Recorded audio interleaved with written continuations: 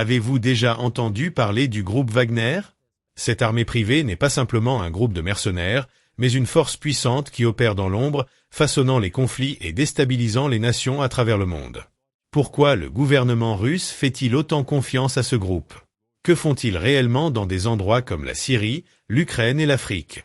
Et surtout, quelles sont les conséquences mondiales des opérations de cette armée privée mystérieuse? Dans cette vidéo, nous révélerons les secrets sombres du groupe Wagner, exposant comment ils sont devenus l'une des forces paramilitaires les plus influentes et redoutées au monde. Nous plongerons dans les connexions cachées entre le Wagner et le Kremlin, explorerons les missions dangereuses qu'ils accomplissent au nom de la Russie et comprendrons comment leurs actions impactent la sécurité mondiale. Êtes-vous prêt à découvrir ce qui se passe réellement dans les coulisses de ces conflits? Le groupe Wagner, contrairement à de nombreuses autres entreprises militaires privées, n'est pas né d'un besoin commercial évident, mais plutôt d'un contexte géopolitique spécifique visant à accroître l'influence russe dans les zones de conflit. Le choix du nom Wagner par Dmitri Utkin reflète une idéologie qui dépasse le simple militarisme. C'est un choix qui porte des significations historiques et culturelles, s'associant à la fascination d'Utkin pour le Troisième Reich et pour les valeurs qu'il croyait représentées par le compositeur Richard Wagner. Cela est significatif car il indique que le groupe n'est pas simplement une force mercenaire, mais une organisation qui, d'une certaine manière, partage une vision du monde idéologique, alignée aux intérêts expansionnistes et nationalistes de certains segments en Russie. Utkin, en tant qu'ancien officier du GRU, a apporté au groupe Wagner une méthodologie d'opération spéciale typique des forces d'élite russes. Cet entraînement inclut non seulement des compétences de combat, mais aussi des techniques de désinformation, de sabotage et d'opérations psychologiques qui ont été une caractéristique des opérations du groupe dans divers conflits. La nature clandestine du groupe Wagner, depuis sa fondation, a été facilitée par l'expérience et les contacts d'Utkin au sein de l'appareil de sécurité russe, ce qui a permis au groupe d'opérer sous le radar de la plupart des agences de renseignement occidentales durant les premières années de son existence. L'Ukraine a servi de terrain d'essai pour les tactiques du groupe Wagner, qui a rapidement démontré sa capacité à exécuter des opérations militaires avec efficacité et discrétion. La guerre hybride en Ukraine, marquée par un mélange de forces régulières, d'insurgés et de mercenaires, était l'environnement idéal pour que le groupe Wagner perfectionne ses techniques. L'annexion de la Crimée en 2014 est un exemple clair de la manière dont le groupe a été instrumental pour la Russie pour atteindre ses objectifs stratégiques sans s'engager directement dans une guerre conventionnelle. La présence du groupe Wagner en Ukraine a non seulement aidé à maintenir le contrôle sur les régions disputées, mais a également servi à tester la viabilité d'utiliser des forces non officielles dans des conflits futurs. Avec le succès en Ukraine, le groupe Wagner est rapidement devenu un atout précieux pour les opérations militaires russes dans d'autres scénarios de conflit. L'expansion en Syrie a marqué une nouvelle phase dans l'évolution du groupe où il a commencé à jouer un rôle plus actif dans les missions de combat direct, en plus de fournir un soutien logistique et de formation. L'opération en Syrie a également apporté des bénéfices économiques puisque le groupe Wagner aurait obtenu des concessions de pétrole et de gaz en échange de son soutien militaire. Cette expansion internationale a été facilitée par la flexibilité du groupe à adapter ses tactiques aux besoins spécifiques de chaque conflit, ce qui le distingue d'autres entreprises militaires privées qui opèrent selon un modèle plus conventionnel. La structure du groupe Wagner est intentionnellement nébuleuse, ce qui complique l'obtention d'informations précises sur son organisation interne. Cependant, on sait que le groupe fonctionne selon un réseau décentralisé de cellules capables d'agir de manière indépendante, mais qui peuvent être coordonnées centralement si nécessaire. Cela permet au groupe Wagner de mener des opérations simultanées dans plusieurs régions, tout en maintenant une grande efficacité et en réduisant le risque de compromission de la chaîne de commandement. Cette approche décentralisée rend également plus difficile la collecte de renseignements par les gouvernements et les agences de sécurité qui tentent de suivre ces activités. Le financement du groupe Wagner, bien que couvert de secrets, semble être assuré par une combinaison de ressources étatiques et privées.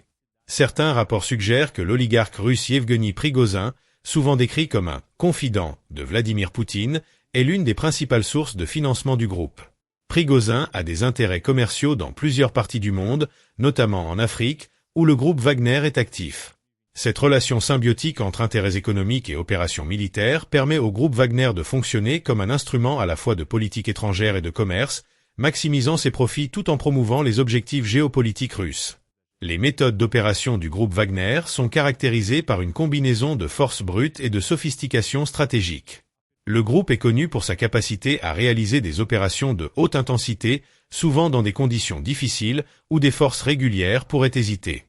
La disposition du groupe à entreprendre des missions à haut risque telles que des attaques surprises ou des opérations d'infiltration en territoire ennemi, est l'une des raisons pour lesquelles il est devenu un outil si précieux pour la Russie dans des scénarios de guerre asymétriques.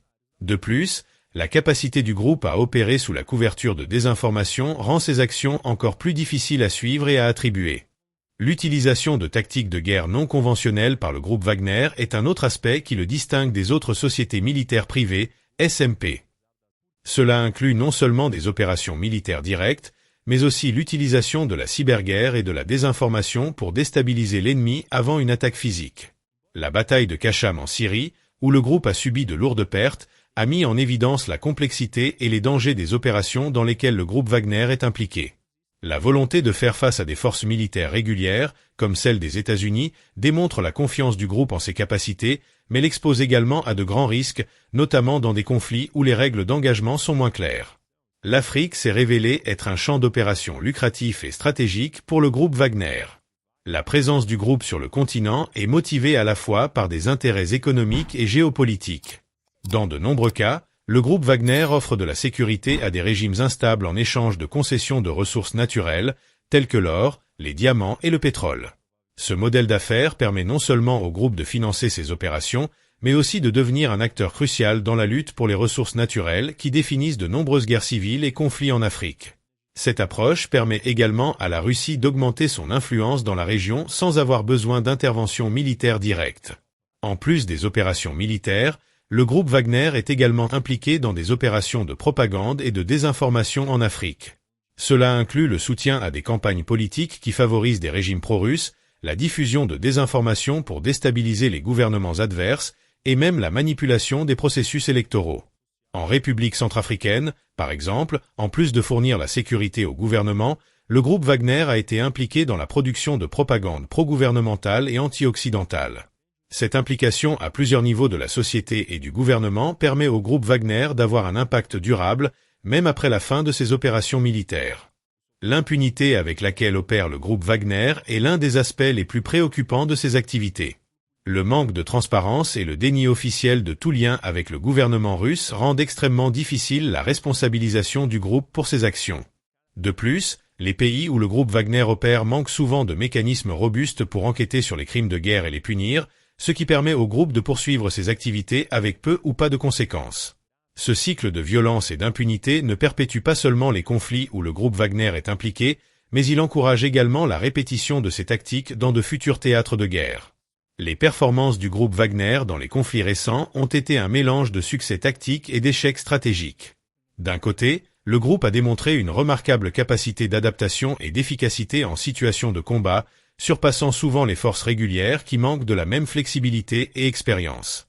Cependant, le groupe a également rencontré des défis significatifs, notamment lorsqu'il a été confronté à des forces militaires plus avancées ou dans des situations où ses tactiques de guerre irrégulières se sont avérées moins efficaces. La bataille de Kacham en Syrie en est un exemple où le groupe Wagner a subi de lourdes pertes en affrontant directement les forces des États-Unis, soulignant les limites de ses opérations lorsqu'il fait face à des adversaires mieux préparés. Les résultats des opérations du groupe Wagner varient également en fonction des objectifs spécifiques de chaque mission. Dans certains cas, comme en Syrie, le groupe a réussi à stabiliser des régions en soutien au régime d'Assad, en obtenant des concessions économiques en échange de ses services. Dans d'autres contextes, comme en Libye, l'impact du groupe a été plus ambigu, avec des accusations de crimes de guerre et des échecs à atteindre les objectifs stratégiques souhaités.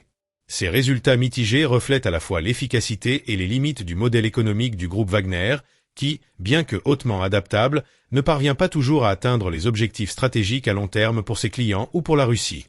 L'avenir du groupe Wagner semble étroitement lié au destin des politiques étrangères de la Russie. À mesure que la Russie continue d'étendre son influence dans des régions instables, en particulier en Afrique et au Moyen-Orient, il est probable que le groupe Wagner continue de jouer un rôle important en tant que force paramilitaire de choix pour des missions où l'implication directe de la Russie serait risquée ou indésirable. La flexibilité du groupe, combinée à sa capacité à opérer dans une variété d'environnements et à sa volonté de prendre des risques que d'autres forces pourraient éviter, suggère qu'il continuera d'être un outil précieux pour la Russie sur la scène mondiale. Cependant, le groupe Wagner est également confronté à des défis significatifs à mesure qu'il progresse. Les critiques internationales croissantes et les sanctions imposées aux personnalités associées au groupe, comme Yevgeny Prigozhin, pourraient limiter sa capacité à opérer sur certains marchés. De plus, à mesure que l'attention mondiale se concentre sur les activités du groupe, il pourrait rencontrer plus de difficultés à maintenir la clandestinité qui a jusqu'à présent été l'un de ses plus grands avantages. À long terme, la survie et le succès du groupe Wagner dépendront de sa capacité à s'adapter à un environnement international de plus en plus hostile et à continuer de fournir des résultats qui justifient les risques associés à son utilisation. Si vous êtes arrivé jusqu'ici, laissez dans les commentaires de quel endroit du monde vous regardez cette vidéo maintenant. Nous savons qu'il existe de nombreux secrets obscurs sur l'histoire. Pour en découvrir davantage, cliquez sur la vidéo qui apparaît sur votre écran.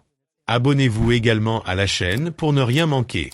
Merci d'avoir regardé, à bientôt.